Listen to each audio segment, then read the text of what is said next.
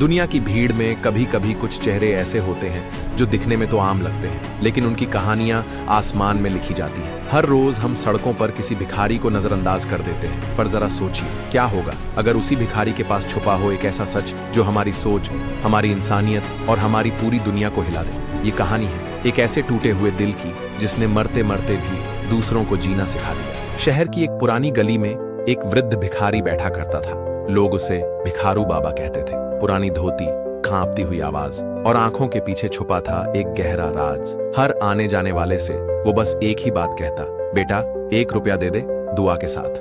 ज्यादातर लोग उसे नजरअंदाज कर देते, कुछ हंसते हुए आगे बढ़ जाते। कई बार तो कोई उस पर थूक देता तो कोई उसके बर्तन में कचरा डाल जाता, लेकिन भिखारी कभी नाराज नहीं होता, बस मुस्कुराता और दुआ देता। उसी शहर में नया आया था एक पत्रकार आर्यन। वो रोज उसी चाय की दुकान पर चाय पीने आता जहां बाबा बैठते थे। एक दिन उसने नोटिस किया ये आदमी सब कुछ सहता है, फिर भी इसके चेहरे पर एक सुकून है। आखिर क्यों? आर्यन ने ठान लिया इसकी कहानी जाननी है। हर इंसान के पीछे कोई ना कोई कहानी होती है, शायद इसके पीछे भी है। अगले दिन वो जाकर भिखारी के पास बैठ गया।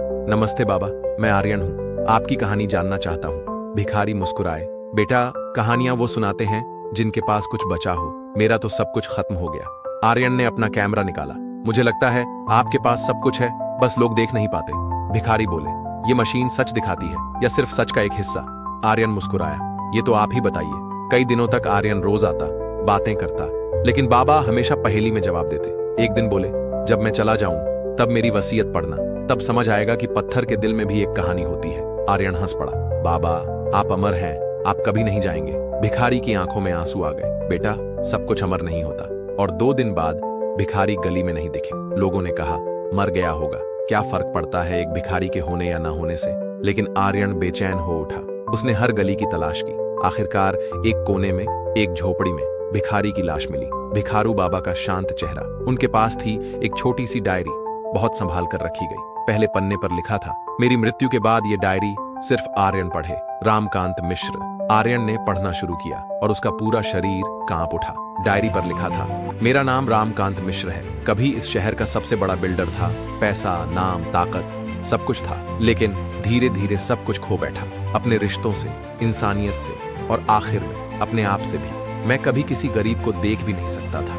मेरा बेटा मुझसे अलग था, उसने एक अनाथ आश्रम खोला, उम्मीद घर। मैं उसके खिलाफ था, कहा पैसे बर्बाद मत करो इन लोगों पर, हम बिजनेस करते हैं, भीख नहीं बांटते। एक दिन मेरे बेटे ने कहा, पापा आप पैसा समझते हैं, इंसान नहीं, और वो मुझे छोड़कर चला गया। कुछ महीनों बाद एक सड़क हादसे में मेरा बेटा भी चला गया।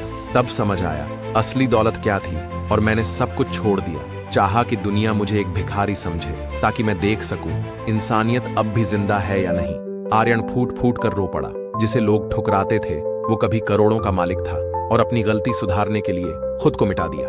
डायरी के आखिरी पेज पर लिखा था, मैं अपनी संपत्ति का 80% अनाथालय उम्मीद घर के नाम करता हूँ, बाकी 20% आर्यन को, क्योंकि उसने मुझ में एक इंसान देखा। वसीयत के कागज मेरी झुग्गी के नीचे मिट्टी में है। आर्यन पुलिस के साथ गया, मिट्टी खोदी गई और वहां से निकली एक सील बंद फाइल। एक पुरानी तस्वीर भी मिली, रामकांत और उनका बेटा अनाथ आश्रम के सामने खड़े। अगले हफ्ते ये खबर हर चैनल पर थी। वो भिखारी जिसके पास था 40 करोड़ का साम्राज्य, और आर्यन ने पत्रकारिता से हटकर समाज सेवा को अपना जीवन बना लिया। उसने शुरू किया पत्थर का दिल सम्मान, हर साल दिया जाने वाला अवार्ड उन लोगों के नाम जो चुपचाप दूसरों की मदद करते हैं। कहानी का अंत, आर्यन उसी चौराहे पर खड़ा था जहां कभी रामकांत बैठे करते थे। अब वहां थी एक छोटी सी मूर्ति, एक आदमी हाथ जोड़कर दुआ में बैठा। नीचे लिखा था, पत्थर के दिल में भी जज्बात होते हैं, बस देखने वाली नजर चाहिए। कभी किसी को उसके कपड़ों, हालात या शक्ल से मत आंकिए। हर इंसान के अंदर एक कहानी होती है और कुछ कहानियां दुनिया बदल देती हैं।